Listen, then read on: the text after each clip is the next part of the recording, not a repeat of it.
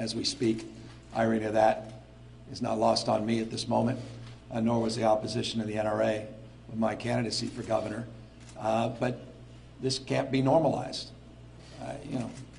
This is just remarkable, just another day in America, but tragically now in our state.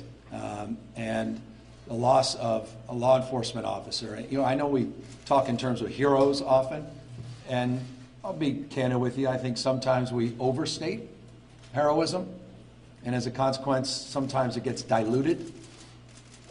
But then there are real heroes, like this sergeant that actually saved lives, that walked in, and through that act of heroism, there are families that are able to hug their loved ones tonight. There are lives that will change for generations because of his heroism. And so I just want to express my deep respect, my deep admiration to the men and women in uniform, to law enforcement broadly, but to this remarkable sergeant for his act of courage, his act of bravery, his act of heroism, and the lives that he has changed, and the stories of those that survive and those that have been enlightened by his example are, to me, demonstrable of what the true definition of heroism really is. And so, it's a heavy heart. You come here a day or two after an election for governor. You ought to be focused on other things. 23 folks injured, and obviously 13 lives in total lost. And it's, this is America. It's got to change. This doesn't happen anywhere else on planet Earth. And we can't let folks forget that. Can't lose sight of that. Can't allow this to be normalized. And so I, again, just want to express obvious expression of condolence, sympathy, and grief for what occurred. Look, it puts conversations around transition. I imagine you came all here prepared to ask me, what's the first act during a transition? You got a chief of staff. You've lined everybody up. I'm not prepared to talk about any of that today. Frankly, I wasn't prepared to talk about that. Regardless, we will be rolling out in a very systemic way, very thoughtful way, the transition, very deliberative way. We'll begin tomorrow by doing that. We will do it differently than most transitions, and that will be obvious tomorrow when you learn more about how we're going to process inclusion and engagement through this process, bottom up, not top down, in terms of the transition itself. I am here, and I'm grateful to everyone at St. Anthony's because this is the city of St. Francis. This is the city I was born. My kids are fifth generation San Franciscan. This is the manifestation of the values that I think those of us that love this city hold dear and love our state. We recognize no one stands taller than when he or she bends down on one knee to help lift someone else up. And that's what happens here every hour of every day, every year for a generation. St. Anthony's is the heart and soul of this city, and it's the heart and soul that beats loudly of the spirit that I want to bring to this state. And that's a spirit that recognizes we're all better off when we're all better off, that we're all in this together. I say it often, but it needs to be repeated. Aristotle was right. You can't live a good life in an unjust society. When you're stepping over people in the streets and the sidewalks, folks out there self-medicating, drug or alcohol addictions, we all can do more, all can do better. 134,000 souls out on the streets in this state, 24% of the nation's homeless. That's unacceptable, and that's our collective responsibility. It's happened on our watch. That's not Democrats' watch or Republicans' watch. That's our watch. Society becomes how we behave. We are our behaviors. So collectively, it's an individual act of each and every one of us in our own roles and responsibilities that's created the conditions that exist, which suggests all of us have a responsibility to do more and be better. And so it's in that spirit I chose to come here to publicly engage you and to also thank the voters of California. I'm humbled by this responsibility, and boy, was that underscored the last 24 hours, not least of which a fire up in Butte County in a hospital that's been evacuated. Governor Brown, as you know, is out of state. He's back tomorrow, so it's an interesting endeavor being acting governor, not just governor-elect in California. But look, we've been preparing for this for many years. I'm ready to hit the ground running. Not a lot of on-the-job training. I was mayor for 2 terms of a county, not just a city. I've learned from some of the best, former Mayor Willie Brown, now Governor Jerry Brown. I've focused on policy for years and years and years, and now I'm focusing on personnel. I told my staff we're going from the how business to the who business. And we are assessing those applications that are coming in, my email that has to be changed quickly, that I'm trying to process. If any of you are waiting for a response, be patient. And all my new best friends that were always there with me, never deviated for a moment, and knew this day would come. And so we're going through that process as well. With a heavy heart, but with gratitude and appreciation, thank you all for being here, and happy to answer any questions. Oh, sorry. I'll ask you on the shooting. Every time one of these happens, we hear the same things from a lot of people. You've championed some measures in the state. What more can California do? Are there things you're thinking about doing in reaction to this and to prevent? You got to first assess the facts. The biggest mistake so many of us make in this circumstance, and of course it's always open to scrutiny and critique, is that we tend to assume things that aren't in evidence, which are the facts. The investigation needs to take place. There's some commentary about the weapon that was chosen and used, but we don't know all the details. I was privy to some additional details that only reinforce my unwillingness to pass judgment on the facts until they're all made public and put in evidence. But suffice it to say, the response is not just prayers. The response cannot just be excuses. The response sure as hell cannot be more guns. The National Rifle Association, I'll say this, is bankrupt morally, and they need to be held to account to their rhetoric and to their actions. We can do more and do better on gun safety. Good enough never is. California continues to lead the nation, Massachusetts, a few other states. But there are areas where we still fall short. And I want to remind you, in January, in just a few months, we'll be the first state in American history to require background checks on all ammunition purchases, not just on gun purchases. That's one of many examples of, I think, an appropriate, not response to this specific instance, but to response to many incidences that have occurred over the course of many, many years. That is long overdue. High-capacity magazine clips. I'll repeat, high-capacity magazine clips have no place in the streets of this country, let alone the streets of this city and state. The voters of California overwhelmingly approved a measure that would deny the ability for people to possess large capacity clips in excess of 10 rounds. I think that was appropriate. That's being held in court because the National Rifle Association did not see eye to eye with the people of the state of California. We will prevail in that endeavor. That's another example of something that is a reform that is long overdue. I spoke this morning with an anti-gun control group, and they voiced deep concerns about Governor Newsom.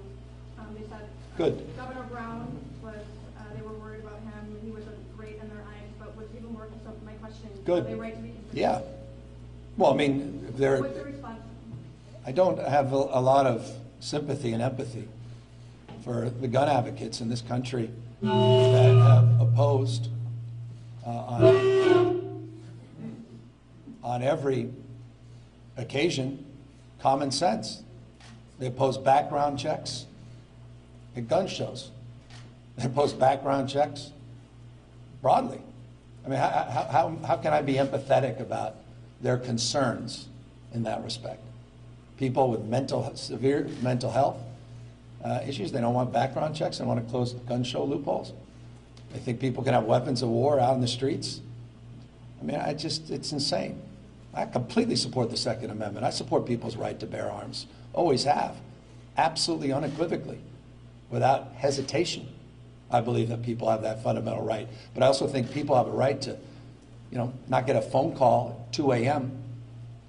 just praying that their daughter survived a mass shooting. She has a right to go to a bar. You have a right to go to a bar and not worry about someone coming in with these weapons, taking down other people's lives. So, yeah, I've made no bones about it. I've been as transparent on gun issues as any candidate for higher office in decades. They know my record, and I think we can even do more and better. Governor, do you think a diagnosis of PTSD should be disqualifying? I think it's a very sensitive topic. Behavioral health issues are tough. The governor signed a bill on 5150s. Multiple 5150s would allow some of these red flag laws to go into effect. That, by the way, that bill goes into effect in January. But that's multiple incidences. We don't know enough about the facts, but there's a little bit of evidence that there was only one incident as it relates to this individual, would not have triggered under that provision. But one has to be respectful and responsible about due process. And brain health issues are tough. That's an area I'm very familiar with. It goes deep to issues out on the streets and sidewalks. Overwhelming majority of people with mental illness are not dangerous, not violent to themselves and or others. And we need to remind folks of that. But people that are dangerously mentally ill and have previous incidences with law enforcement, I think those red flags are appropriate, and I think California can continue to lead the nation in terms of advancing provisions. I know you said the facts are obviously still emerging about circumstances, weapons that were used or weapon that was used in this case, but we're talking about what looks like a handgun. How do you stop that? I mean, you talked about magazines, but this was a .45 caliber Glock handgun. Oh. What news reports have indicated. Yeah, you could look up Glock. A lot of handguns also have components. I don't want to get into the details except to suggest just get the facts, and then we'll assess. And it's not just you're right about that. And I think, I'll repeat what I said, and it wasn't, I wasn't using words lightly a moment ago. I said my response to what occurred is not my response to the incident that occurred last night, but the many incidents that have occurred over the course of the last many, many years. The culture of almost acceptance now in this country from political leaders, certainly those in Washington, D.C., that offer literally nothing besides hot air and rhetoric. Time in, time out. I mean, the tragedy at the synagogue seems long forgotten. I mean, we didn't even get the usual condolences. We got a tweet. We didn't even get a town hall or a meeting. I mean, it's just jaw-dropping. So again, what these guys do, trust me, I get what they do. I've been on the receiving end. They say, oh, see, here they go. What specific response do they have to this specific incident? They can't respond to that. But it's the fact that we've had so many high-profile shootings. You had an AR-14 or 15 used in the synagogue. I mean, enough said right there. The one common denominator, and I'm not suggesting it occurred last night, but so many of these high-profile incidences are large-capacity magazine clips and weapons that otherwise should be on the field of war. And there are exceptions, but they tend to be exceptions, not the rule. And so that's an expression. I also have expressive empathy. Someone with PTSD, allegedly, we don't know. But a lot of our vets, we talk about, taking care of our vets. Look how well we're doing. You want to come across the street with me, St. Anthony's? Talk about how well we're taking care of our vets. Thank God for St. Anthony's. But in society, we sure as hell aren't doing that. And it looks like we fell short for this young man as well. You tweeted this morning that we need to get to the root cause of gun violence. What do you see as the I root think it's cause? What can be done? the guns. I mean, what's again? Yeah, I mean, I'm not, it's a gun culture. It's a culture. And it's not about being Democrat or Republican. I mean, I know gun owners. I got a family of a lot of gun owners scared to death about dropping their kids off of school. You can't go to a bar, a nightclub. Can't go to church, synagogue. I mean, it's insane. Is the only way to describe it. The normalization. That's the only way I can describe it. It's become normalized. And it's just jaw-dropping to me that these guys get reelected or even elected. And there's no accountability. They zig, they zag, they tweet, they're off to the next thing. There'll be another firing, president, members of Congress that can do something about this at scale. But in the absence of that, we will lead. In the absence of that, California will lead. California will raise the bar. We are leaders. In the absence of them doing their job, California will do its job. I have all the confidence in the world. We have an extraordinary legislature. They get it, and they've gotten a lot done on gun safety, and they've got a governor that wants to raise the bar. Can I ask you a question about housing? Prop 10 that went down overwhelmingly. Do you see a way forward legislatively to take over? Yeah, I'd like to see that there. I would hope we can compromise on that. I know they want to come back with another ballot initiative. I think they want to assess the results of this of what happened 24 hours ago before they do that. But I think there is a compromise. I will not lay out the details here today. That will almost guarantee there'll be no compromise if I did that. But I express a real commitment, not a passing interest, to help lead in that effort. There was an effort before it went on the ballot to take it off the ballot that fell short. The contours of that effort, I think, provided pathway for subsequent or renewed talks. And so I'm committed to that and have already engaged a number of folks in anticipation of what occurred on Election Day to begin that process sooner than later. Governor,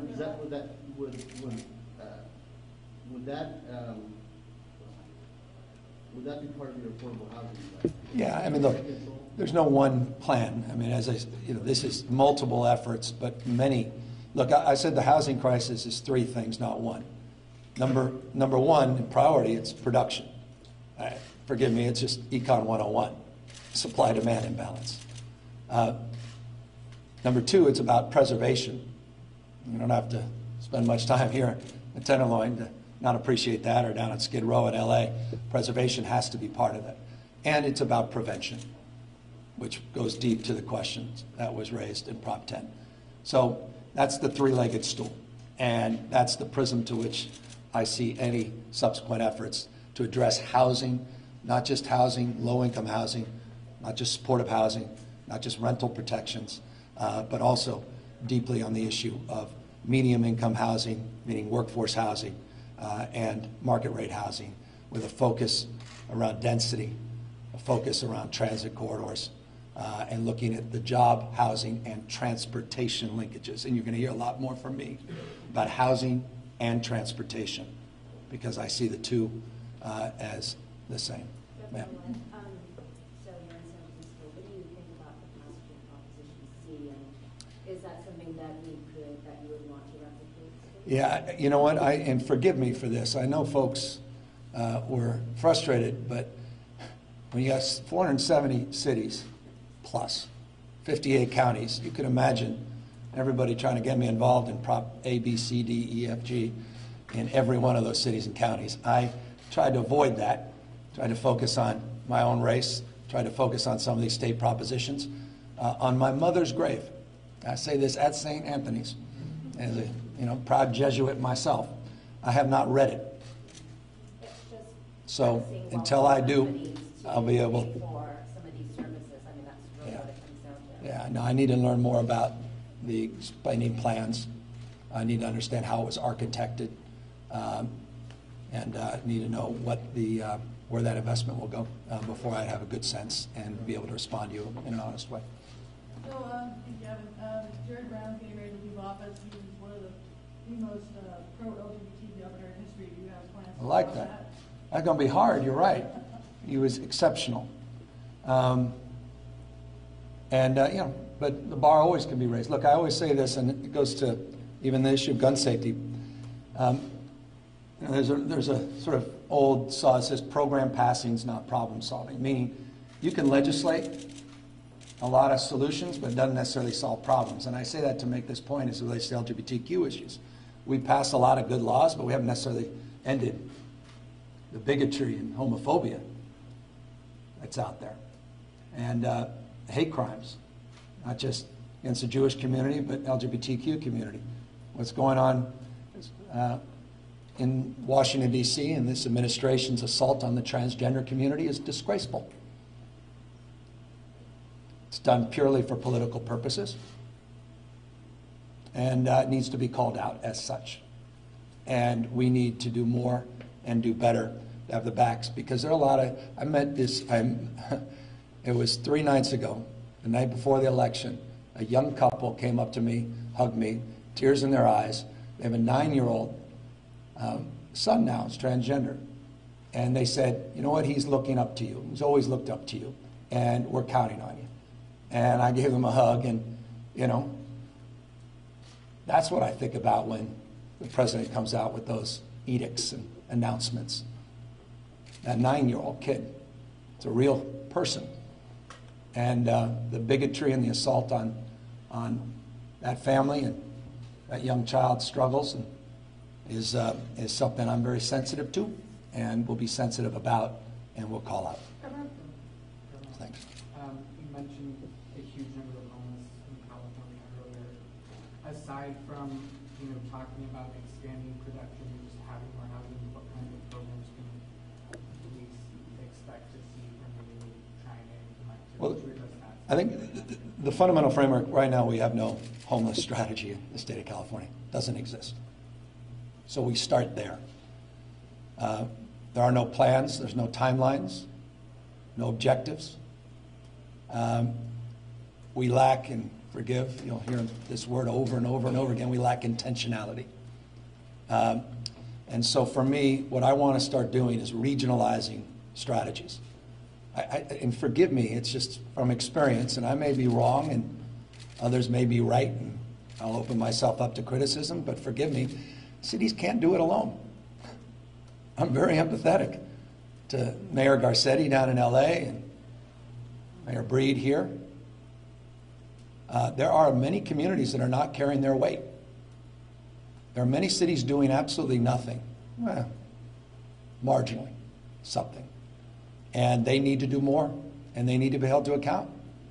And I think when you look at this through the prism of regionalism, I think then you can get your arms around it. So we're going to be appointing someone, a high-level position, as I committed to in this campaign, to run point on homelessness, to organize the regions, to spread, not just scale best practices. My bias has always been housing first.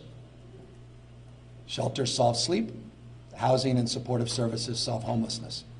I believe in rapid rehousing, and I believe in the model that we advanced here in San Francisco, the direct access to housing model as the preferable model. I'm not a huge fan of continuums. I'm more interested in pattern interrupts, as we say in psychology, which is, again, dealing with the root cause, housing, and then that supportive service that has to be attached to it. And so that's what I'll just go. I'm sorry, guys. Yeah, just a few others that didn't have a chance. Thank you very much. What's our plan for the immigrations, especially undocumented immigration? Well, I said I really applauded Governor Brown on his leadership, particularly on environmental leadership, not just nationally, but internationally. I made a comment many occasions that I think California has a unique role and responsibility on the issue of immigration to exercise that same kind of leadership. I lamented at SB 1070, Jan Brewer in Arizona, her voice was outsized as a former governor years ago. Even Rick Perry, as a former governor, with his version of immigration reform. I think California, from a gubernatorial prism, can advance a frame that would, I think, hopefully engender a different perspective than just waiting for Congress to do their job on comprehensive immigration reform. No state has more to lose. No state has more dreamers. No state has more to lose from valley to valley, Silicon Valley to Central Valley and Central Coast, H-1B visa issues, not just the issues of agriculture. We are a border state. We have a completely different border story to tell. It's one of the most dynamic borders in terms of economic development, in terms of cross-border activity. It's not just about a wall. It's about actual bridges between our two countries. It's about a regional economic cluster that is a growing economic cluster and is dynamic. I think we have the chance to elevate this debate, and I'm committed to doing so. Back on housing and homelessness, sorry. San Francisco, how's it doing in terms of, you said there's cities that are doing nothing. How would you rate San Francisco? Oh, they're doing as much or more than any city in America in terms of its own role and responsibility. Challenges has to do a lot more. Pretty obvious. And I don't just say that from a per capita perspective in terms of annual contribution, and that's certainly demonstrable, and that's a proof point, just the expenditure, but also in terms of the commitment. I know these legislative leaders and these local folks and the Board of Supervisors, not least of which the leaders that run this program. The people come from all over the country to learn from the folks out here. Challenges, their burden is profound. And by the way, it's by no means a local burden. You walk the streets with me. A very large percentage are not from California. And San Francisco is doing the job that other states aren't doing. And by the way, let me just close on that, on this topic. This issue can't just be solved locally. It also requires federal intervention. Federal government's gotten away from investing. Just from the Section 8 housing voucher perspective, HUD's gotten out of the housing investment. And so we've got to nationalize this as well, and we've got to get the folks in Congress. And now we've got, I assume, Speaker Pelosi it will be back in her rightful position soon. We will have a champion at the federal level to help support our efforts as well. I Ma'am. apologize for missing the beginning. Do you have plans to go down to Thousand Oaks in response to the what's? Yeah, I don't at this moment, but at the right moment, we will get down there, and we certainly will try to engage. I had the privilege, I've talked to a number of law enforcement leaders today, Commissioner Stanley at CHP and others, and we've reached out to local law enforcement, and we'll be spending appropriate time with them soon. Any response to the fire burning up in Butte County? Yeah, I mentioned, I apologize, yeah, because we weren't here earlier. I could maybe talk to you in a moment, so I don't have to repeat myself. Governor, it's going to take some good use. You think? You and me both, buddy. Yeah, no, especially me, right? I know, we've known each other too long. He's going to have a harder time. As acting governor today, are there any things regarding that fire that you need to do, or that? No, I mean, we were briefed this morning, my staff's, in fact, was getting a briefing, honestly, as I was walking in. Reese, Chief of Staff in the Lieutenant Governor's office. Diana Dooley's been, by the way, exceptional. The current Chief of Staff of the Governor has been magnificent, hand in glove, in terms of all the, not just the last 24 hours, but keeping us abreast moment by moment over the course of the last number of months. So, look, we've had a lot of experience being acting governor with these fires in the last year, and we will appropriately address whatever needs that are requested of us from OES, particularly as it relates to potential emergency declarations, if they're necessary. But the governor will be back tomorrow. The flags appropriately are half-mast as it relates to the shooting, et cetera. But there's limitations with lieutenant governors becoming acting governor, particularly when the governor's a stone's throw away. And by the way, I want to make this point. There's only one governor at a time. I'm not governor of California. I'm governor-elect, and they're still counting millions of ballots. So until this is certified, that's a rhetorical flare. I'm lieutenant governor today, acting governor, and I can assure you Jerry Brown has a lot more in the tank and not least of which we're all waiting for that Supreme Court justice, unless he wants to give it to me, which I'm happy to consider if he's willing to extend that opportunity. Can you elaborate for a couple of minutes about what you're going to be doing in the next few days as to preparing to take over this government? Yeah. So look, I've been thinking about this for a long time. This wasn't, I didn't wake up going, this was not the existential now what moment highlighted in many films. I've been thinking about this for years in terms of policy. You all know I always think the best politics is a better idea. So I think about ideas and how they can empower people, enliven people, bring people together. Also how they can challenge people. I'm going to take some risks on policy proposals. The number one priority right now is the budget. I know everyone says that, and they all say it because they should. It's required the next governor to submit around that first few weeks of the administration a budget, and that is being put together as we speak. I think, and forgive me, it's a loose number, or date rather, but December 15th-ish is sort of in my mind when that has to be fully baked. That's subject to revise, but substantively baked. So that's number one. Number two, again, is assessing personnel. And I, there are a lot of folks that we're reviewing whether or not they want to stay, people that are currently in the administration.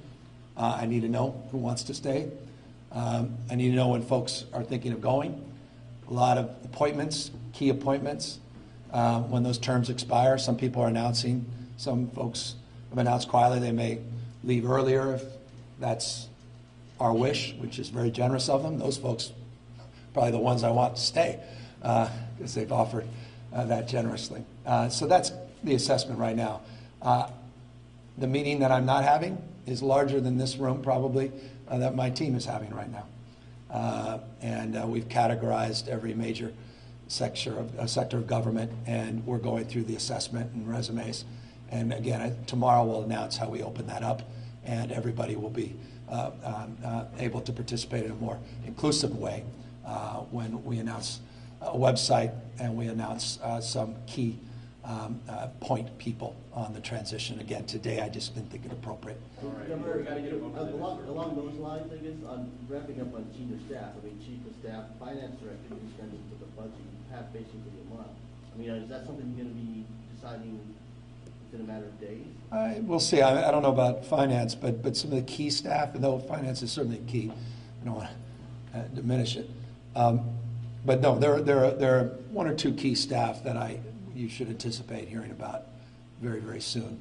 Because then I'd be misleading you if I didn't tell you. And then when you come to me, I'd be making stuff up, and then it'd be obvious.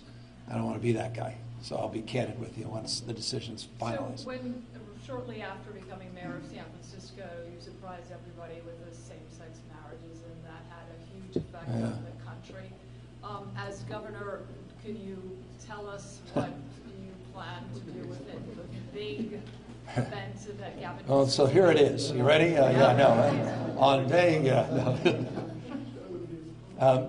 What's interesting, this may surprise you. Then again, it probably wouldn't because you covered it.